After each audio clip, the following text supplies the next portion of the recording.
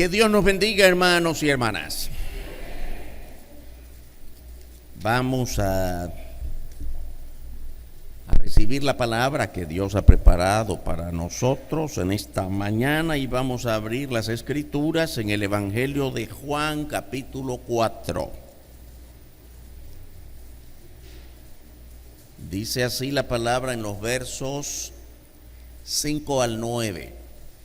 Juan capítulo 4 versículos 5 al 9. Vino pues a una ciudad de Samaria llamada Sicar, junto a la heredad que Jacob dio a su hijo José. Y estaba allí el pozo de Jacob. Entonces Jesús, cansado del camino, se sentó así junto al pozo. Era como la hora sexta. Vino una mujer de Samaria a sacar agua y Jesús le dijo: dame de beber, pues sus discípulos habían ido a la ciudad a comprar de comer. La mujer samaritana le dijo: ¿cómo tú, siendo judío, me pides a mí de beber, que soy mujer samaritana? Porque judíos y samaritanos no se tratan entre sí. Vamos a orar. Estamos, Señor, muy agradecidos porque nos concedes la vida en un día más y porque también con ello nos concedes la oportunidad de elevar alabanza que solo es debida a tu nombre. Solo tú eres Dios, solo tú mereces honra y gloria. Y queremos, Señor, también venir con actitud de arrepentimiento por nuestras faltas, pecados, errores, así que rogamos que nos perdones. También queremos rogarte que tu Espíritu nos guíe para recibir esta palabra. Pedimos, Señor, que si hay algunas otras cosas o pensamientos que ocupan nuestra mente, del trabajo, de cosas que no hemos podido resolver, de alguna otra cosa que nos causa congoja, apártalo de nosotros. Ayúdanos a confiar, Padre, que entre más nos entregamos a ti, más tu Espíritu nos habilita para resolver aquello que no ha sido resuelto, de modo que nada estorbe nuestro buen propósito de recibir la palabra. Oramos, Padre, agradecidos en el nombre de nuestro bendito Señor Jesucristo. Amén. Nuestro tema, hermanos y hermanas, lo que dejó la mujer samaritana. Cuando nosotros vinimos a Cristo, normalmente suele decirse: dejé mi vida, dejé un pasado, dejé algo, y cada quien sabe lo que dejó. Ahora, yo espero que hayamos dejado todo por seguir a Cristo. Yo creo que nadie dejó nada. Hemos dejado todo. Ya no vivo yo, ahora vive Cristo en mí. Todo lo que era nuestra vida está en el pasado. Ahora seguimos a Cristo en la voluntad de Cristo, a la manera como Cristo nos lo señala en su palabra. Hubo una mujer, en la historia de la Biblia se conoce más como la mujer samaritana porque era de Samaria y no tenemos su nombre. No tenemos los datos que sabemos de ella, nos lo descubre el mismo Señor Jesucristo, como vamos a ver ahora en esta escritura. ¿Quién era y cómo vivía? Eso, algunos rasgos de su familia, pero ni siquiera tenemos su nombre. Se le reconoce como la mujer samaritana. Y ella tuvo que dejar algo, según esta escritura, que vamos a descubrir qué cosa es. Óigame, qué interesante. La escritura comienza diciendo que el Señor Jesús una vez estaba junto a un pozo, estaba sediento, y tan sediento que vio que la mujer llegó al pozo a sacar agua. Era lo más común en aquel tiempo. Hermanos, ¿cuántas cosas han cambiado? Hoy tiene sed, usted abre el freezer, la refrigeradora, o al menos el grifo de la paja y ay, cómo se resuelven las cosas hoy. Bueno, no había ninguna de esas cosas que hoy tenemos como la cosa más común de la vida. Había que ir al pozo. Y esos pozos estaban a una profundidad increíble porque eran zonas desérticas. Y ese es un pozo antiguo que había sido cavado por Jacob. Aquí lo menciona la mujer de Samaria. Jacob es uno de los patriarcas del pueblo de Israel. Recuerde los patriarcas: Abraham, Isaac y Jacob. Y Jacob se había destacado en su vida cotidiana por abrir pozos, porque era la única manera de conseguir agua en aquellos lugares desérticos. Así que es un pozo antiguo. Cuando el pueblo de Israel creció, los 12 hijos de Jacob conformaron las 12 tribus, y así creció el pueblo, y en algún momento, pero mucho tiempo después, ni entre ellos mismos se llevaban bien en las 12 tribus y se dividieron. Ay, qué triste todo esto cuando ocurre en una familia. Se dividen los hermanitos o los hijos de los hermanos, y 2 tribus quedaron al sur, Judá se llamaban ahora. 10 tribus quedaron al norte, se llamaban Israel ahora. El nombre que antes era de toda la nación, las 12 tribus, ahora se llama solo así, Israel, la parte norte, cuya ciudad principal era Samaria. Precisamente de allí era esta mujer. Y la ciudad principal del sur, las 2 tribus, Judá, siguió siendo Jerusalén, la capital antigua. Muy bien, en esta situación es cuando el Señor Jesús aparece en escena. Tiene sed. Ay, hermanos, es la cosa más común. Tenemos sed. ¿Qué hacemos cuando tomamos sed? Queremos agua, por lo menos agua. Y este hombre sediento llamado Jesús, dice aquí, oiga bien, estaba cansado del camino. Así lo dice este versículo 6. Estaba cansado del camino, estaba allí el pozo de Jacob, y cansado del camino se sentó junto al pozo. Entonces vio que la mujer se acercó a sacar agua. Era lo más común, las mujeres iban al pozo, los hombres estaban en el campo. Y un hombre sediento pidió agua. Dame de beber. Bueno, yo creo que todos nosotros tenemos la costumbre de darle un vaso de agua al que nos pide agua. A menos que usted tenga desconfianza. Mire, le voy a traer de beber, pero espéreme ahí afuera en el portón, porque no le puedo abrir. Y le trae un vasito de agua, pero se lo trae, está sediento. Común, ¿eh? La cosa más sencilla. Y esta mujer sale con una respuesta inesperada, en la que hace ver que hay prejuicios. Tú eres de allá y yo soy de aquí, ¿por qué me pides?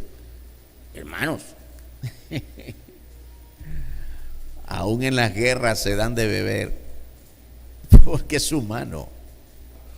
Pero esta mujer le dice: no te puedo dar de beber. Tú eres de un lado de la frontera y yo soy de la otra. Qué triste esto, hermanos. Pensemos en esas cosas que a nosotros también nos dividen en la familia, en el vecindario, a lo mejor en la iglesia.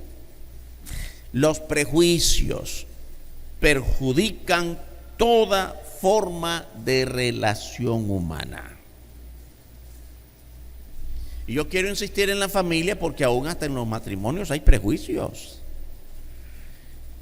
Estoy con él, estoy con ella, pero tengo dudas de alguna cosa.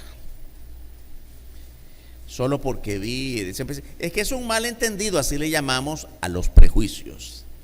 Y usted sabe que prejuicio es hacer un juicio antes de estar seguros. Óigame, yo conocí a otras veces he contado esto, hace mucho tiempo. Yo fui maestro de escuela hace muchos años, muy jovencito, entonces no hace mucho. Y cuando había un problema, una vez hubo una niña que, ok, supe de esto, pero ocurrió al otro lado, al otro aula, y me dice la profesora, tengo problemas con una niña, no hay manera, parece que le caigo mal. Se lleva bien con todos, con los compañeritos, pero conmigo no hay manera. Y he mandado llamar a su mamá y viene la empleada, la nana, otro, pero no ella, hasta que mandó llamarla muchas veces y una vez llegó la mamá. Y le dice, mire señora, qué bueno que vino, la he mandado llamar varias veces, su hija como que me rechaza, no me trae tareas, solo a mí no me responde porque ella es amabilísima con todos, es una niña de 7, 8 años. Y la mamá solo quedó viendo a la profesora y le dice al final, mi hija me había dicho que usted le cae mal, pero ahora que la veo, ahora entiendo por qué. La profesora sorprendida le dice, dígame por qué. Porque es que mire, en casa solo estamos ella y yo y una señora que la cuida, porque su papá nos abandonó. Y nos abandonó porque se fue con una de mis amigas. Bueno, nos abandonó en la casa. Y esa amiga suya, y esa amiga mía, que mi hijita la conoce, es igualita a usted. Obviamente, para una niña pequeña, mira que la maestra se parece a la mujer que le quitó a su papá, pues todas son iguales. Todas las que son así como ella son, ¿comprende cuál es la idea? Así funciona también entre nosotros. Esa persona se parece a una mala vecina que tengo, entonces si trabajan juntas seguramente no se van a llevar bien porque me la recuerda. Prejuicios, muchas veces así actuamos en todo, porque se parecen a algo, porque hay alguna actitud de esta que es igual que la otra. Hermanos, prejuicios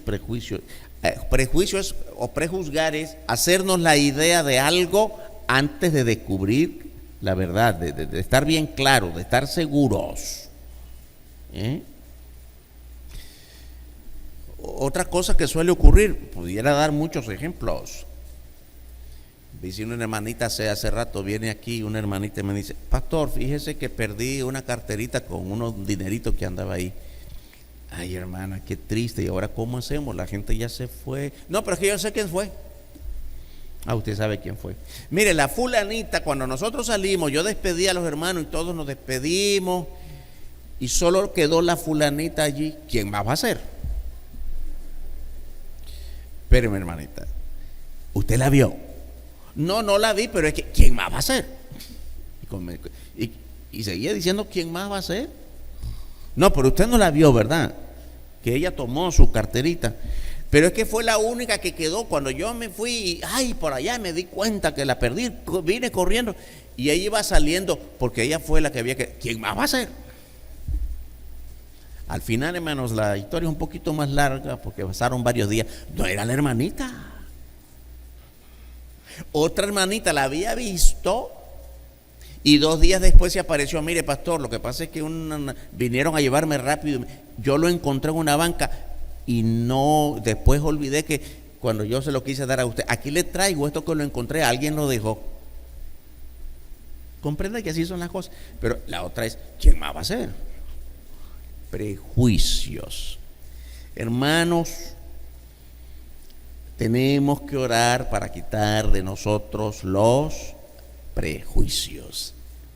Y cada uno tiene que descubrir cuáles son los que tenemos. Porque nadie sabe cuáles son los prejuicios del otro.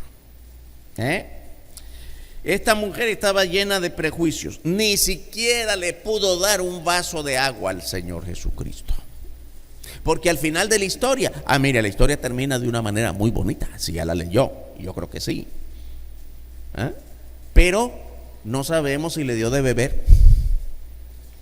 Al final no nos dice la Biblia si la mujer samaritana le dio de beber al Señor. Sí, ni siquiera un vaso de agua. Versículo 9 dice, la mujer samaritana le dijo, ¿cómo tú, siendo judío, me pides a mí de beber que soy mujer samaritana? Y yo me quedo aquí. ¿Y qué tiene que ver de dónde seas? ¿Cómo tú me pides agua si vives en el otro barrio? ¿Y qué tiene que ver el agua con el barrio donde vives? Si nos quedamos allí, hermano, esta pregunta no tiene respuesta. Pero si vamos al trasfondo histórico de todas las discordias que hubo entre judíos y samaritanos por causa de todo, de política, de religión, de cultura, de historia, en cuanto a que nuestros antepasados hacían las cosas de un modo y los tuyos lo hacían de otro modo. Esas son las cosas que nos dividen en todas partes. Porque, mire bien, ella misma se responde: ¿por qué me pide de beber a mí? Porque judíos y samaritanos no se tratan entre sí. ¿Sabe lo que está diciendo? Tú y yo no tenemos problemas porque ni nos conocemos. El problema está de dónde venimos. Hermanos, estas cosas hay que tratar de analizarlas, porque así funciona entre nosotros. Mire, usted y yo no tenemos ningún problema, nunca hemos tenido ninguna aversión, ninguna discusión, pero es que usted pertenece a una familia y yo pertenezco a otra, que por el pasado o lo que sea no se hayan llevado bien. Eso es lo que está diciendo aquí. Un vaso de agua no te lo puedo dar, porque aunque no ha habido problemas entre nosotros dos que no nos conocemos, pertenecemos a grupos que no se llevan bien. Judíos y samaritanos no se tratan entre sí. Hermanos, los prejuicios te nublan el entendimiento. Los prejuicios no nos permiten razonar. Los prejuicios nos quitan sensatez. Los prejuicios nos causan más problemas y más divisiones. El versículo 10 dice que respondió el Señor Jesús. Respondió Jesús y le dijo: si conocieras el don de Dios y quién es el que te dice dame de beber, tú le pedirías y él te daría agua viva. La mujer le dijo: Señor, no tienes con qué sacarla y el pozo es hondo. ¿De dónde pues tienes el agua viva? Ahora podemos darnos cuenta que el Señor da un giro en la conversación y empieza a hablarle a la mujer de un tema que ella no entiende. Claro, nosotros ahora lo entendemos porque está escrito. Probablemente si hubiésemos estado allí, nosotros también hubiésemos dicho: no le entiendo a este hombre de qué está hablando. ¿Qué es eso de agua viva? Y agua que produce vida. ¿Y dónde está? Lo mismo que la mujer samaritana. Él está hablando, empieza a hablar de cosas espirituales que ella no entiende. Y por eso ella responde del mismo modo que ha venido hablando. ¿De dónde sacas tú esta agua? No va a ser de este pozo porque está muy hondo. Y vas a sacarla del mismo modo que yo la voy a sacar. Así que no hay nada extraño en ti. ¿Qué es el agua viva? ¿De qué agua viva estás hablando? Ahora veamos un poquito otra vez en el verso 10 lo que el Señor está diciendo. Es como quien dice: tú no sabes con quién estás hablando. Si conocieras el don de Dios, si conocieras el regalo de Dios. No olviden, hermanos, Jesucristo es el mayor regalo que Dios nos ha dado. Muchas veces decimos: el mayor regalo que Dios me ha dado es la vida. Sí, es el mayor regalo que Dios nos ha dado a cada uno de nosotros. Pero sobre ese regalo, Jesucristo es el más grande, porque de nada sirve que Dios nos dé como regalo la vida si la desperdiciamos. Dios nos ha dado a todos el regalo de la vida para la desperdiciar, pero la desperdiciamos en los vicios, en el pecado, en el pleito, en la ira, en yo no sé cuántas cosas más. De nada sirve que nos haya dado el regalo de la vida si no hay paz en nuestros corazones, si no hay deseos de honrarle y glorificarle. El mayor regalo que Dios nos ha dado, además de la vida que ya tenemos, es Jesucristo, que cambia nuestra vida para bien, para salvación, para la eternidad. Ese es el mayor regalo de Dios a nosotros. Y de eso está diciendo el Señor: si tú conocieras el don de Dios, si tú supieras quién es el regalo de Dios y quién es el que te dice dame de beber. Lo que está diciendo aquí es: Si tú supieras con quién estás hablando. Entonces, si lo supieras, no estaríamos hablando del agua que yo te estoy pidiendo para quitarme la sed. Tú pedirías esa agua para tener vida. Es el agua viva. Y como la mujer no entiende, igual que no hubiéramos entendido ninguno de nosotros, ella insiste en el agua del pozo. ¿De dónde vas a sacar esa agua? La única agua que existe aquí es la que yo voy a sacar del pozo. ¿De dónde pues tienes esa agua? Ahora la conversación va más profundamente y llega a un plano más personal, y ella reconoce quién es ese que da el agua viva. Ella reconoce que solo alguien mayor que Jacob podía darle mejor agua que este pozo. Leemos el versículo 12, dice: ¿acaso eres tú? Pregunta otra vez la mujer de Samaria. ¿Acaso eres tú mayor que nuestro padre Jacob, que nos dio este pozo del cual bebieron él, sus hijos y sus ganados? Ahora quiero decir algo, ¿no? Que ya lo dijimos. Jacob no está allí. Jacob, cientos de años atrás, que ya no estaba, había muerto. Pero ella conoce bien la historia. Este pozo lo abrió nuestro padre Jacob. Cuando dice nuestro padre Jacob, no se está refiriendo a Jesús, porque tú eres del otro lado. Esa era la discusión entre ellos. Ustedes los judíos creen que son los mejorcitos delante de Dios y nos rechazan a nosotros los samaritanos. Pero nosotros también adoramos a Dios. Y por eso ella insiste, nuestro padre Jacob. Yo también soy hija de Jacob. Y nuestro padre abrió este pozo. ¿Tú eres más que Jacob? ¿Tú eres mayor que nuestro padre Jacob? Jesús se le presenta como la fuente de agua viva. Insisto, hermanos, que ahora nosotros entendemos bien esto. Está en las Escrituras. Seguramente usted ha oído más de alguna vez algún sermón como hoy o estudio bíblico. Ya entendemos bien esto. Jesús es el agua viva, Jesús es la fuente. Lo entendemos ahora, pero la mujer que lo escucha por primera vez, y el Señor Jesús apenas se está manifestando como el Mesías, falta mucho para llegar a su muerte en la cruz, todo lo que ya sabemos. Esta mujer no tiene todo el conocimiento que hoy tenemos.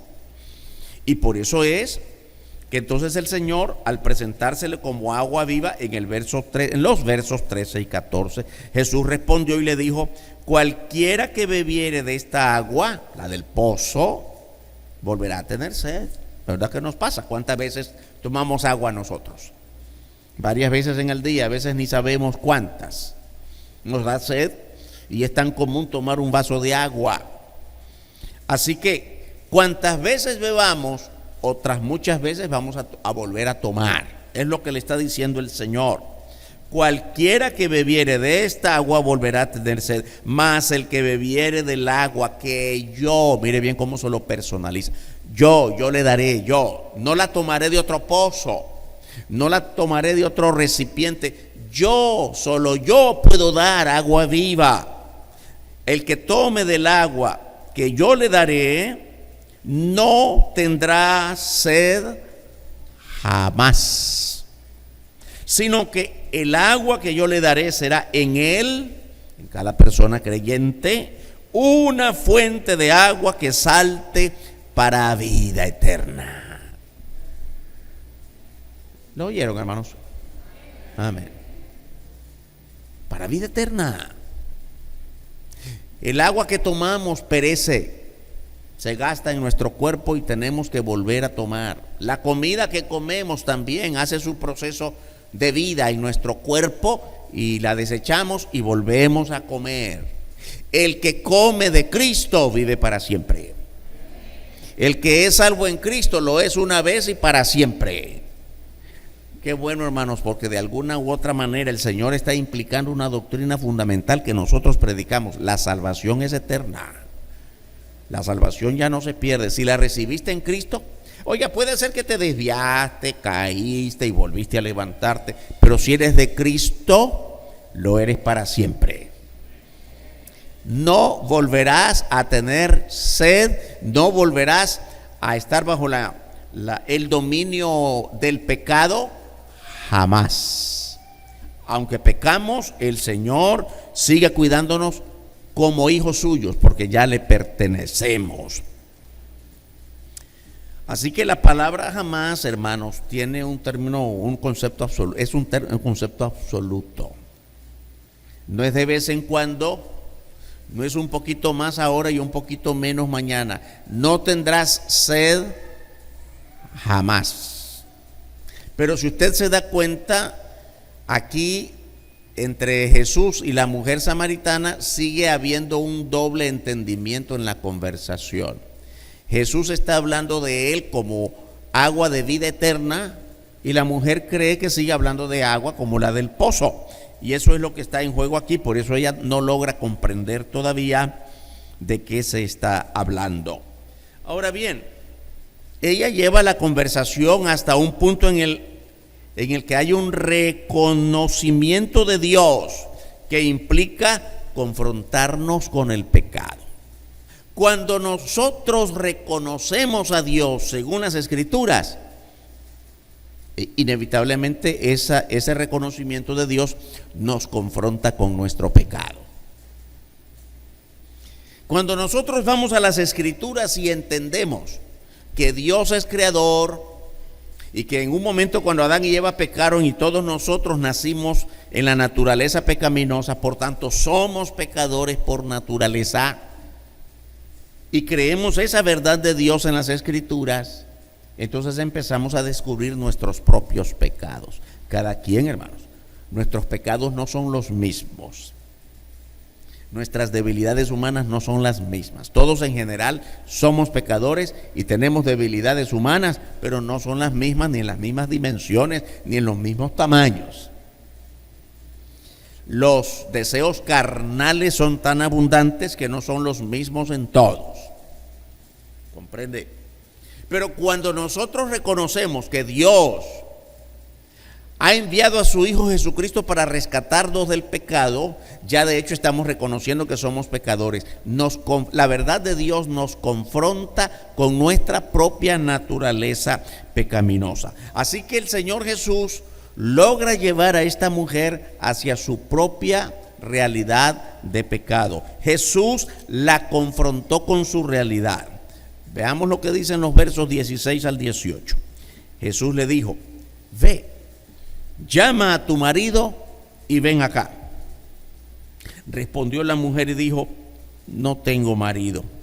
Mire bien ahora, Jesús le dijo: bien has dicho, no tengo marido, porque 5 maridos has tenido, y el que ahora tienes no es tu marido. Esto has dicho con verdad. Hermanos, hermanas, ubiquémonos en la mente de esta mujer.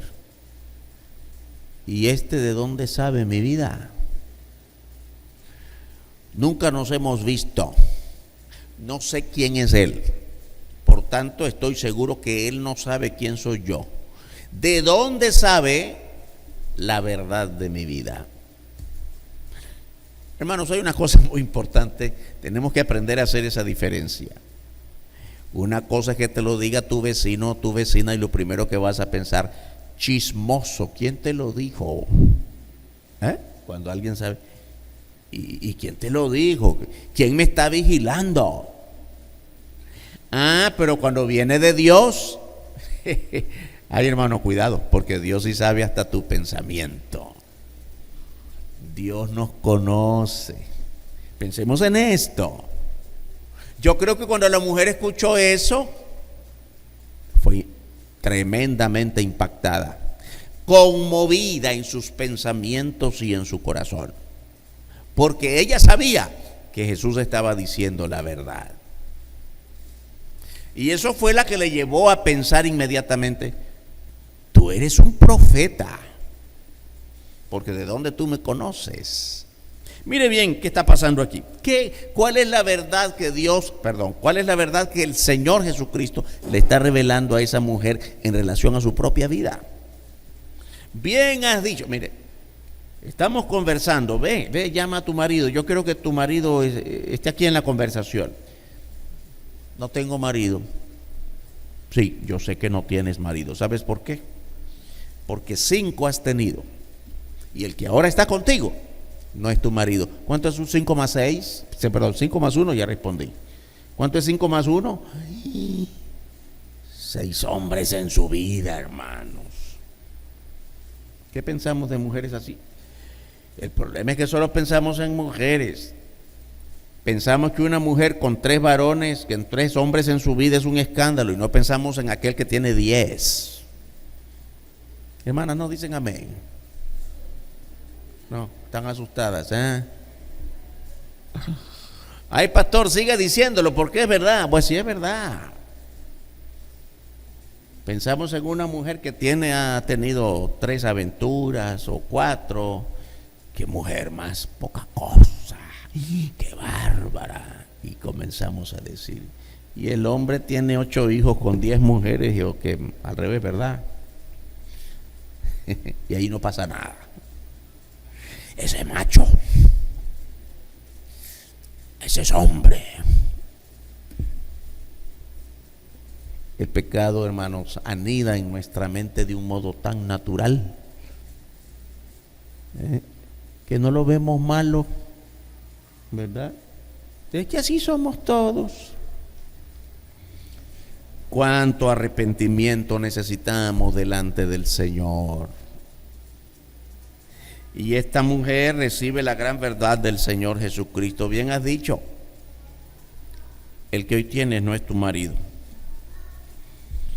Y ella reconoce, hermanos y hermanas, que solo un verdadero profeta puede conocer lo que está oculto a los demás. Lo que tú y yo no sabes de mí, Dios lo sabe.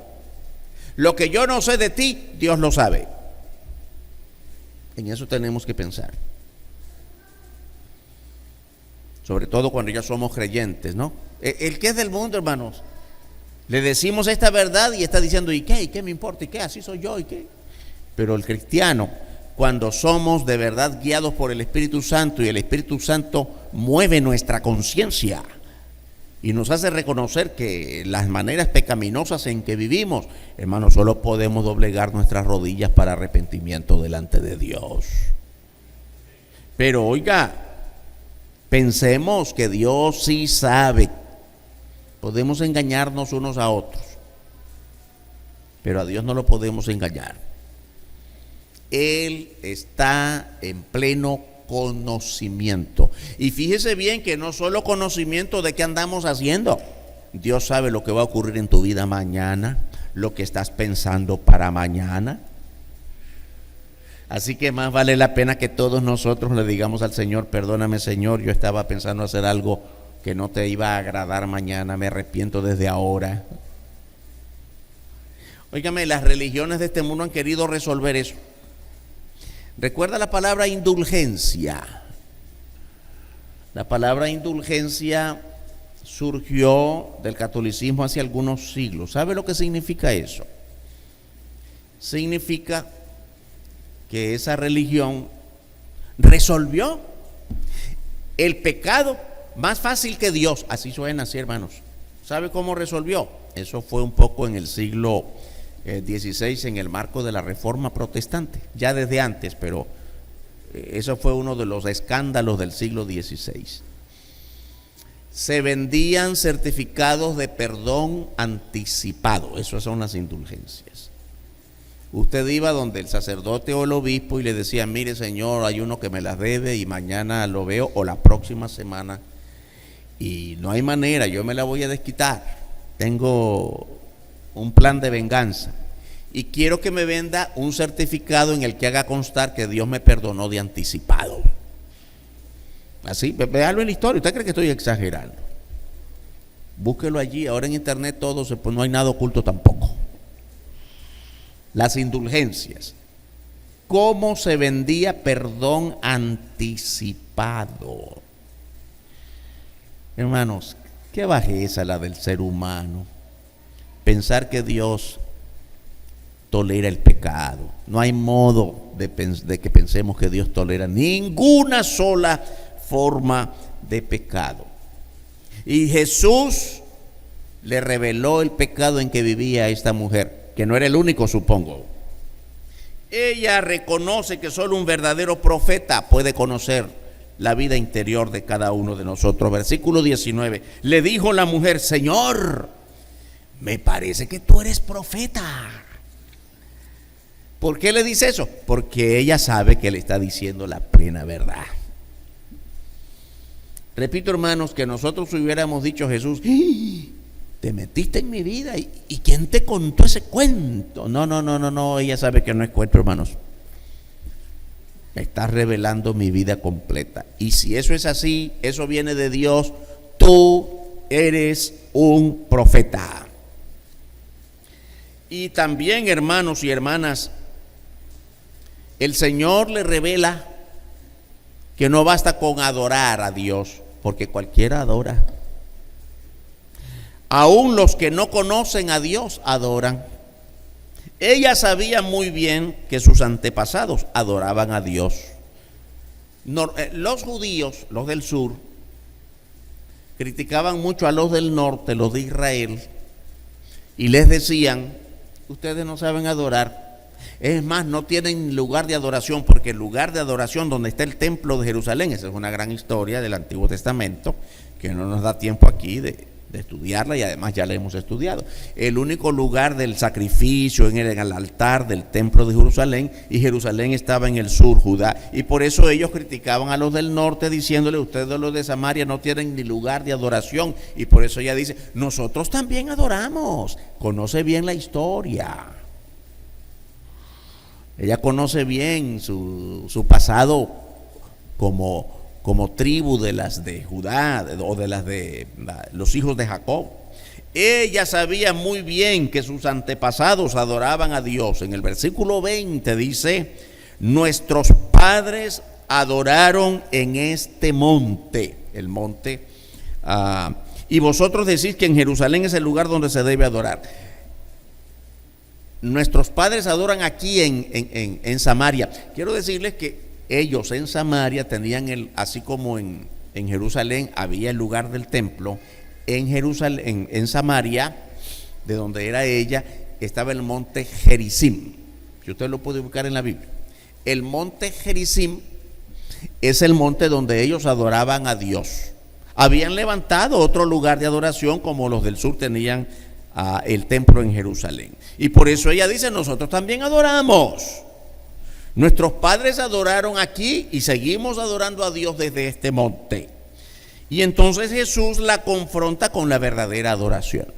¿Sabe lo que significa que la confrontó y nos confronta ahora a nosotros? No es el lugar, es el corazón. Hermanos, nosotros insistimos mucho en que estemos presentes en las actividades de la iglesia, porque somos una iglesia.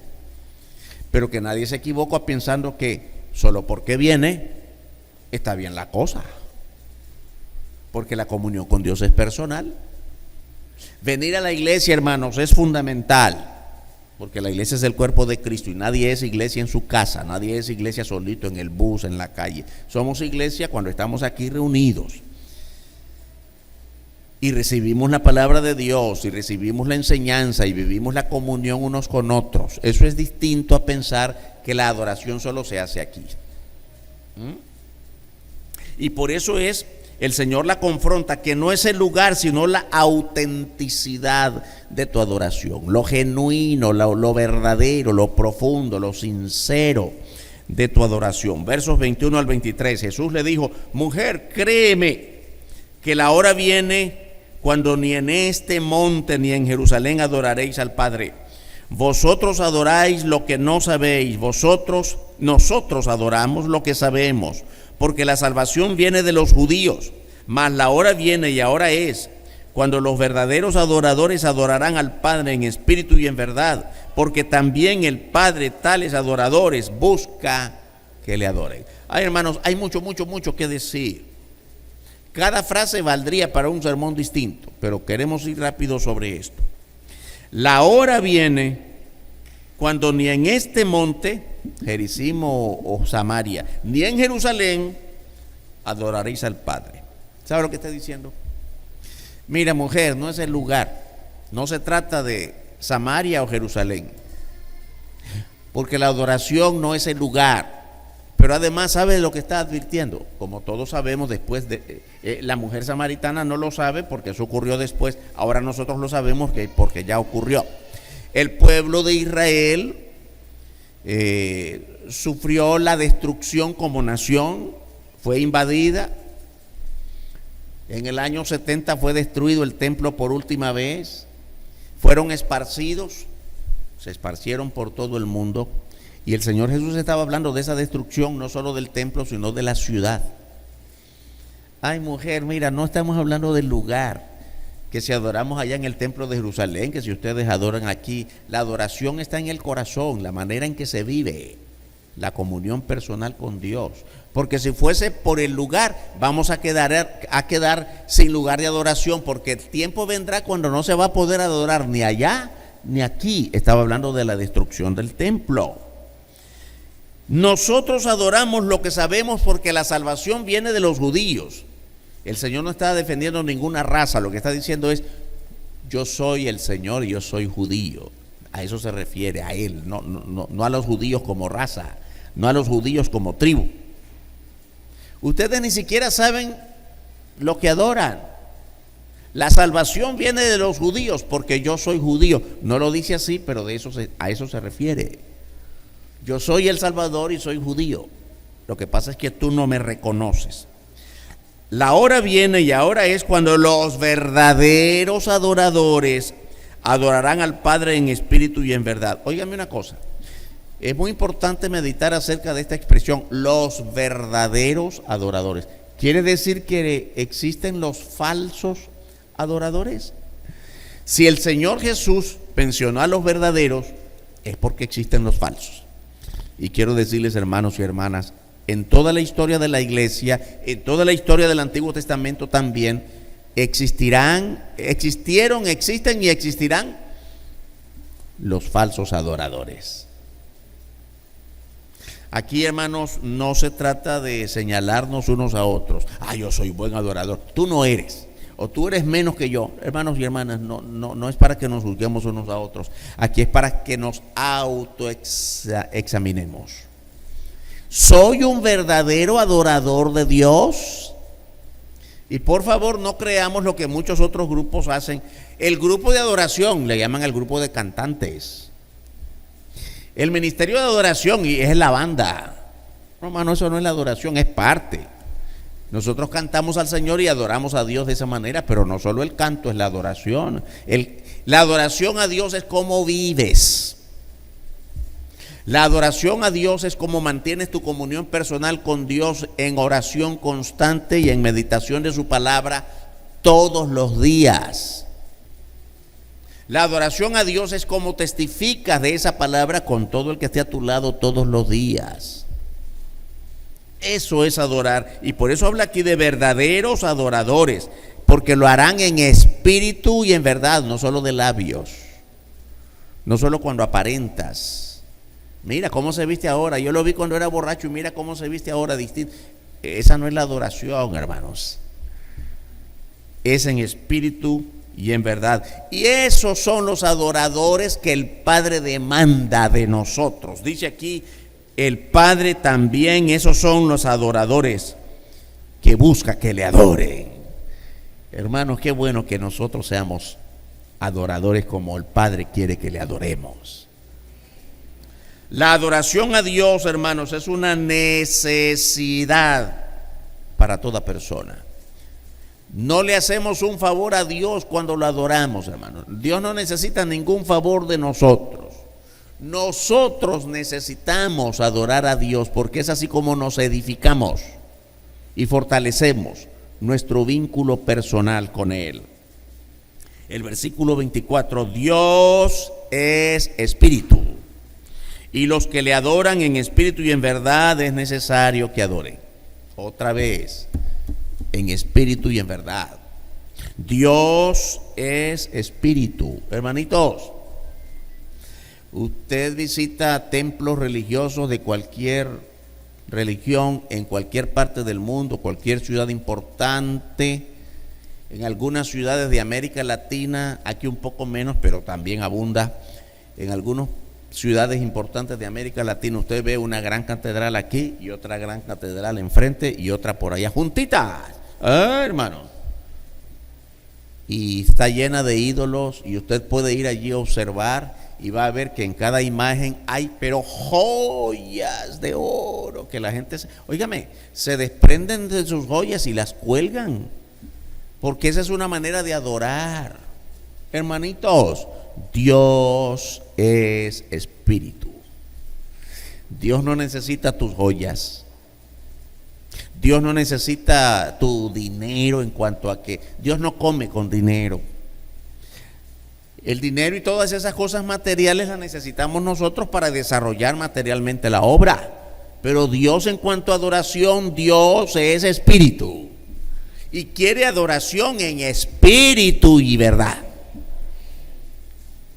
Por eso es que no debemos dejarnos confundir a gente, incluso no estoy hablando solo de ese tipo de religiones, aquí entre iglesias llamadas protestantes o evangélicas también, traiga, y lo despojan a uno. Usted sabe eso, ¿verdad? Siempre traiga, y cuando sale sin lo que trajo. No, hermano, esa no es adoración a Dios, para que no caigamos en el engaño de este mundo. Ahora bien, Dios, el Señor Jesucristo, en esta conversación muestra una autoridad que se vuelve irresistible a todos. El Señor Jesús le habló con autoridad a esta mujer. Ella sabe muy bien que el Mesías vendría. ¿Dónde está esto? En toda la historia del Antiguo Testamento. Sí, nosotros sabemos que hay un Mesías. Los profetas nos anunciaron a un Mesías. Y todos aquí en Samaria estamos esperando al Mesías. Mire bien, esta mujer era muy ilustrada. Como la mayoría de aquel tiempo, conocían las profecías. Esperaban al Mesías, dice el verso 25. Le dijo la mujer, sé que ha de venir el Mesías. Mire, le está diciendo, si supieras quién está hablando contigo, y todo esto de que Dios es espíritu, ella le está respondiendo como que Jesús está hablando de otra persona. Yo sé que vendrá. No, aquí está contigo. No, yo soy. Sé que ha de venir el Mesías llamado el Cristo. Cuando Él venga, nos declarará todas las cosas. ¿Qué cosa, hermanos? Qué increíble. Está hablando con Él, pero no lo reconoce.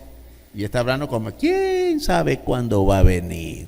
Y cuando Él venga le vamos a adorar. No, aquí estoy contigo, yo soy el Mesías.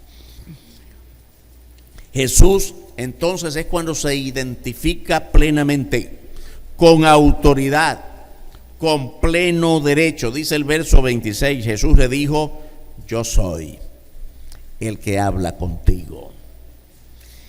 Hermanos, varias veces el Señor se declaró de tal manera. La primera vez la encontramos en Lucas 4. Por favor, revíselo en casa, estúdielo.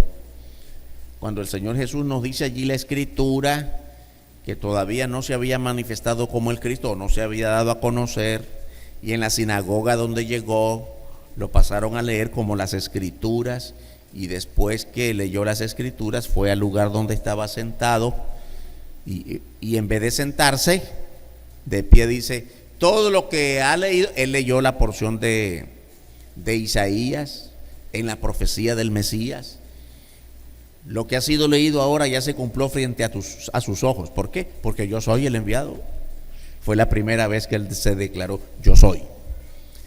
Y lo siguió diciendo frente a sus discípulos en cada ciudad donde iba, yo soy el Cristo. Hermanos, nosotros no estamos esperando un Cristo que no ha venido, ya vino y murió por nosotros. Ahora vendrá por nosotros. Estamos esperando esa gran verdad. Yo soy el que habla contigo, le dijo a la mujer samaritana. Y entonces dice la historia inmediatamente, ella dejó todo y proclamó públicamente acerca de Jesús. Así nos lo dice el verso 28. Quiero leerlo todo en las Escrituras. Dice el capítulo que estamos considerando, el capítulo 4, en el versículo 28, dice la Escritura. Entonces la mujer dejó su cántaro y fue a la ciudad y dijo a los hombres: venid, ved. Ahora bien, una cosa importante. Fue a la ciudad y dijo a los hombres: venid, ved a un hombre que me ha dicho todo cuanto he hecho. ¿No será este el Cristo? Entonces salieron de la ciudad y vinieron a él. Hermanos, hermanas, normalmente nosotros decimos: mire, ese muchacho fue al seminario, fue al instituto bíblico, ahora se volvió un gran predicador. Qué bueno que ahora vamos a aprender. Aquí mismo tenemos un lugar donde aprender para predicar la palabra, y en la iglesia misma aprendemos muchas cosas. Esta mujer no fue a ninguna iglesia, porque no era varón, no podía pertenecer a una sinagoga, porque solo los judíos varones pertenecían a sinagogas. Esta mujer apenas en casa, o yo no sé dónde, había oído de las profecías. Esta mujer ni siquiera se había bautizado, y yo no sé cuántas cosas no había hecho. Sin embargo, en cuanto se dio cuenta que el Señor Jesús era un profeta de Dios, era el Mesías, salió proclamando la verdad del Señor. Vengan, vengan, vengan, hermanitos, eso es todo lo que tienes que decirle a la gente. Pastor, yo no puedo evangelizar porque fíjese que me cuesta memorizar.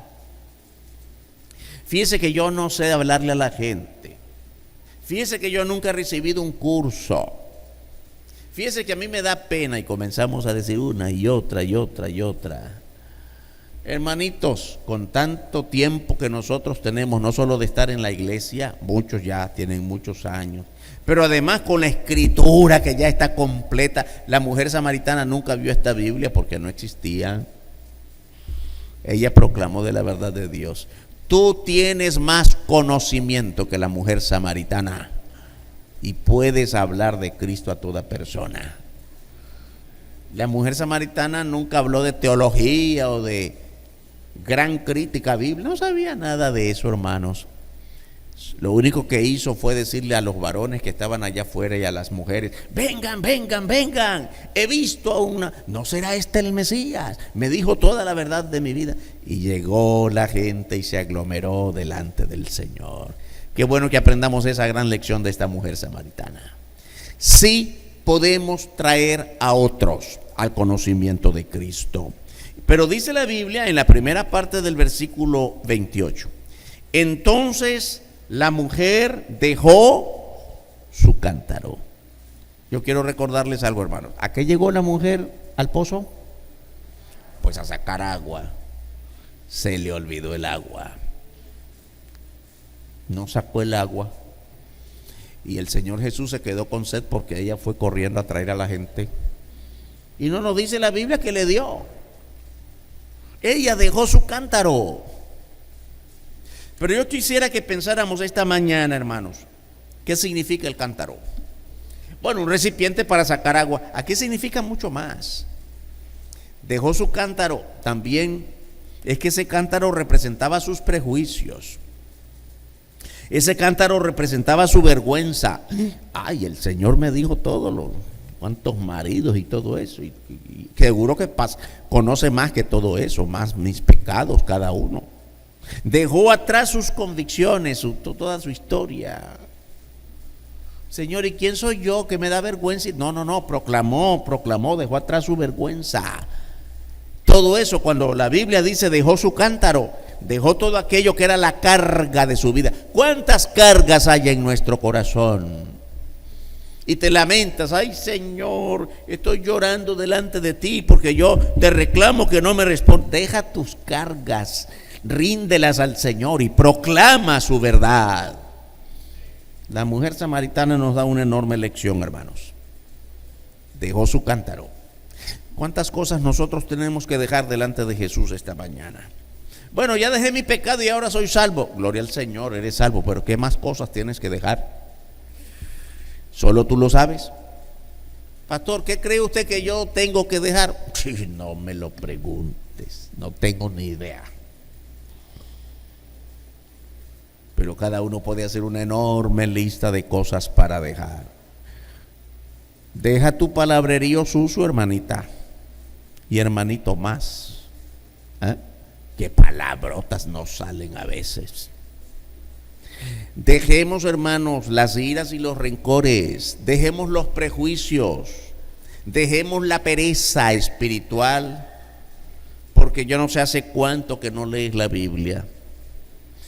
Yo no sé hace cuánto que no oras lo suficiente. Yo no sé hace cuánto que no le dices de Cristo a otra persona que está a tu lado, en tu trabajo, en tu familia, en tu vecindario. ¿Cuántas cosas vas a dejar en ese cántaro que significa un enorme peso sobre tu vida? Un ejercicio absolutamente personal. Nadie puede ayudarte sino más bien para orar. Ore por mí, que tengo que dejar muchos cántaros. Bueno, podemos orar por ti, pero no podemos dejar tus cántaros porque son tuyos y nada más que tuyos. Recibir a Jesucristo, hermanos, no es una religión más. Es dar lugar a la transformación total de tu vida, lo cual no se puede alcanzar por ningún otro medio. Recibir a Cristo y vivir para Él implica ruptura con todo tu pasado, tus fracasos, frustraciones, pecado, incertidumbres. Recibir a Cristo implica dejar que Él te conduzca en el camino espiritual que te lleva a dejar atrás todo lo que te impide vivir la plenitud que solo en Cristo puedes recibir por su gracia. Vamos a orar. Padre nuestro, muchas gracias por la palabra que nos has dado en esta mañana. Perdónanos, Dios, las muchas cosas que debemos dejar. Y este cántaro es el símbolo de todo aquello que la mujer samaritana dejó a un lado y que sin ningún impedimento fue y proclamó: vengan a Jesús. Ayúdanos a nosotros a hacer lo mismo, Señor. Un ejercicio profundo de examen de nuestra vida para dejar todo aquel cántaro lleno de pecado, que nada nos impida crecer delante de ti. Hermanos, hermanas, un desafío para terminar. ¿Tú tienes algunas cosas que dejar? Reconócelo delante de Dios. Levanta tu mano para que oremos juntos. Dios te bendiga, hermano. Dios te bendiga, Dios te bendiga. ¿Cuántas manos? Dios te bendiga, Dios te bendiga, Dios te bendiga, Dios te bendiga. Muchas manos. Todos tenemos cántaros que dejar. Todos tenemos cántaros que dejar. Dios te bendiga, Dios te bendiga. Jóvenes, Dios te bendiga. Alguien más: pastor, ore por mí, oremos juntos. Yo también tengo cántaros que dejar. Señor, perdónanos. Levanta tu mano esta mañana. Dios te bendiga, Dios te bendiga, Dios te bendiga. Gracias, Dios, porque solo tu palabra nos exhorta, solo tu palabra nos persuade, solo tu palabra en la llenura de tu Espíritu Santo nos mueve a reconocer cuántos cántaros nos impiden crecer en tu voluntad. Solo tu palabra nos redarguye. Y gracias por cada hermano, cada hermana que es consciente de su propia situación y pedimos perdón. Bendito tu nombre, que nunca nos falte tu palabra. Oramos en el nombre santo y glorioso de nuestro Señor y Salvador Jesucristo. Amén. Dios nos bendiga, hermanos y hermanas.